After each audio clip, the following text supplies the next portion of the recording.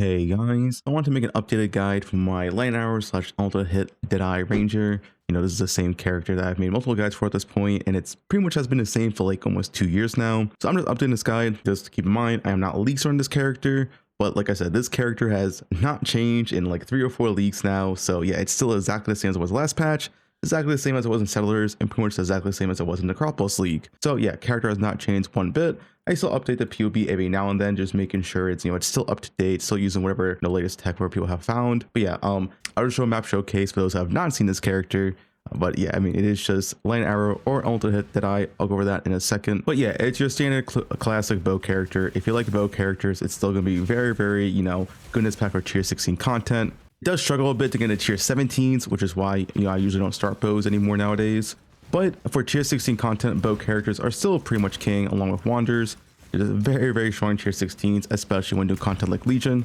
Keep in mind, bow characters do tend to be squishy, but if you like killing a lot of monsters, and especially for loosely mechanic Breach, it should be very, very strong. But yeah, Legion is usually main content at farms, but Breach is going to be a lead mechanic this league, and it should be pretty good in that content as well. But yeah, I mean, standard bow character, my gear is pretty much like mid-game version of what you would have. I'll go over that in a second as well. Do like one more Legion and get out, but yeah. Once again, character's been the same for like so long now, but still want to show it every patch, just keep my gut updated. Very nice clear speed, pretty good nice move speed. It is a walking character, so you don't use a travel skill, you just walk around. There we go. Yeah, as you can see, it's a Legion Destroyer, one of the best Legion characters in the game, along with like KB Wander. Yeah, I think that's good enough for the showcase. If you want to play this character, it's what it looks like in a map. Very, very nice clear skill as it is. Bow characters are extremely good for clearing. They just lack in the single target department, and they also lack in the defense department. So yeah, that should be enough for the showcase. So yeah, the only change this character got this patch is actually another slight nerf, and that is to spell suppression. So spell suppression in the next patch goes from 50% base to 40% base. So instead of 53% spell suppression, you're going to have 43% spell suppression, which is quite of a big nerf to the defense of the character. Bow characters are already squishy, so do keep that in mind. If you don't like playing squishy builds, then this is not for you. But if you don't mind playing squishy builds, then hey, bow character. Besides that, the character, like I said, exactly the same. No bow skills got touched. Nothing in Deadeye got touched. Not in the skill tree got touched. So exactly the same as it was last league, and exactly the same as it was in 3.25 Settlers League as well. So to quickly go over the POB and everything you need to know about this, I do have a full level in POB. Make sure to use the loadouts up here. This will tell you exactly where to go on the skill tree. And then also always check out the notes. The notes will tell you exactly what to buy and how to level this character from level 1 to 70 before swapping over to the end game POB. So yeah, do check out the notes. I'll tell you which gems to use for which levels and which acts. And then you use this up here to see what you need to do for leveling, right? All the way from 12, 21, 32, 50, 56 slight respec into 67 and 77. This is the end of the no crit variant. Then usually around like level 80 to 85, you go to a crit Deadeye setup. So after you get done leveling, you can use this up like level 70, 75, and even 80. You then want to swap into the end game POB, which is a separate link. Also check out the notes. The notes here is just a small crafting guide.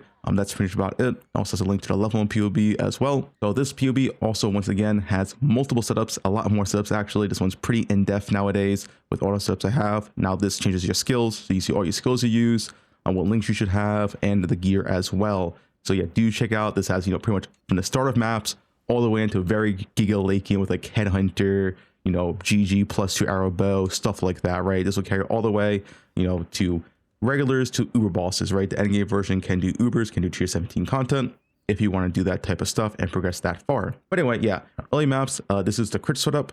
So yeah, do swap to this. The main thing for the crit setup swap that I like to do is one, have crit on your bow. So make sure you have increased critical strike chance, and then have a high reach truth jade amulet, and ideally your rat sense as well. This is like 2C. It's not needed, but it is a nice early cheap unique that helps you swap to crit, as it gives you a lot of crit. But yeah, crit on your bow, preferably on a spine bow base, because it has high base crit and a high reach truth amulet. Once you have these two things, this is when I like to swap to crit. Outside of that, it's just basic gear. Get the highest LE DPS bow you can get with crit. Get a quiver with whatever damage, any flat, any increased bow damage, life, craft attack speed, body armor, just highest evasion you can get with, spell suppression if you can get it, resist. As for the gloves, the really important mod here is actually the implicit, the gain 1 rage on attack hit. The reason why that's important is that it's the only way to generate rage on this build. 1 rage equals 1% more damage. You get 30 rage, you get 30% more damage. So that implicit is a lot of damage. Besides that, this life resist. Boots, just make sure you have movement speed here, life resist, right? Spell suppress where you can get it. Ideally, you do want spell suppress cap. If you're not spell suppress cap at any point, make sure you are taking chances plus spell damage is lucky. As soon as you get spell suppress cap, you can take this off. But yeah, spell suppress cap is pretty important for your defense. Despite the nerf, it still is quite strong. And then just like whatever rings you can get, elemental damage or flat damage, life resist, right? It's really basic gear. Viscose is optional, but it is also extremely good if you're doing like Legion or, like I said, a new league mechanic breach. This build should excel at the breach content. And yeah, Viscose is pretty good when you're stacking up a lot of kills. Also, the rarity is quite nice as well, to be honest. But if you don't want to use Viscose, you can use other belts. You can use Prism Reeve. You can just use a regular rare belt with life resist, right? The belt slot can be kind of whatever. And eventually you do want a Headhunter. Headhunter on bow builds is really just the end game chase item you want. It is so strong on bow builds. You can also go Mage Blood, but yeah, I would highly recommend to go for the Headhunter if you want to farm that much. It is very strong. So yeah, that's mostly about it for the basic gear here. Like I said, it's very basic gear, and this can carry all the way up to tier 16 maps. The bow is the highest priority piece. It is that gives you the most damage. And once again, make sure you have crit, and preferably do have that spine bow base for that high base crit as well. It's very important because you are a crit build and you do need a lot of crit. Once again, out of the different setups, this one's still 85, but you can swap this earlier. It's not a big deal. Starter setup, mid game setup, and a no Headhunter setup. The no Headhunter setup is a double inspired learning. Only do this if you're farming, like I said, a lot of rare monsters. If you're doing the breach content, if you're doing Legion, it's not needed to play the build. It is very strong, but you can just stick as the mid game setup if you want. The only important thing here that I really swap to is the Taemons. These are a ton of damage. Get these as soon as you can. It's a really big damage boost for this build. And the Fledgling as well. Now, do keep in mind the Fledgling might be expensive this league because there are going to be a lot of Wanderers. And it's a very good Wanderer helmet. The Taemons shouldn't be as expensive, I think, because not many Wanderers actually use Taemon because they already have so much increased damage. So they might be more affordable this league, but they usually are a few divines, but they are a massive DPS increase, as you can see here. Yeah, they give you like 20% more damage per ring. Very strong. And then the other really good item you can get is Duresso's Defiance. Duresso's Defiance gives you a lot of defense. It gives you increased onslaught effect, so that's 20% increased movement speed, attack speed, and cast speed. But yeah, you get that really nice defense because you will have permanent onslaught, permanent endurance charge. It does have that downside when you get hit, you lose your endurance charge. But because you kill so many mobs a second and you have such high evasion, you don't really lose it that often. Yeah, very nice chest and usually pretty cheap. You can also use a Hyres here. Now, the reason why I don't have a Hyres in the POB is this tends to be expensive early on. If it's cheap, feel free to buy it. If it's like 1 or 2 divines, definitely get it.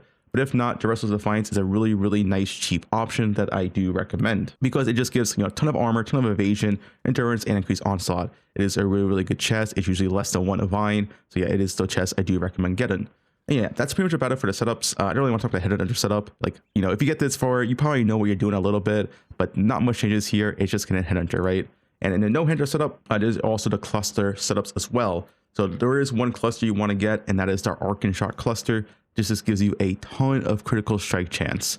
Eventually, down the line, you do go like 2 clusters. Clusters are very ideal. They just aren't a big priority early game because they usually are quite expensive, and there are just other upgrades you can get. Yeah, I hope that explains everything in here. Once again, the notes do have the full crafting guide for the gear. You can also craft this with our recomps as well. I just have the craft in here for basic fractures plus essence, as it's very simple and easy to do. But yeah, do keep in mind all this gear can be recomped as well if you know how to do recomps and know how they work. It is pretty easy. There is flex slots in here as well for your auras. You can use Period Elements, you can use Haste, you can use Grace, you can use Wrath. I don't really recommend Wrath, but Grace is something you can use. If you feel like you need more evasion, if you feel like, oh man, I feel kind of squishy, you can drop Haste. It's not a big deal. It's mostly just for movement speed. It doesn't give that much damage. And then Grace gives you a ton more defense. So yeah, if you do want to use Grace, feel free to use it. As you can see, your evasion goes up quite a bit, but I like the speed, so I like using Haste. But if you want more defense, hey, feel free to use Grace instead. You can also use Grace instead of Period Elements. The only issue with that, you will need to solve your res because this gives you res and gives you ailment immune.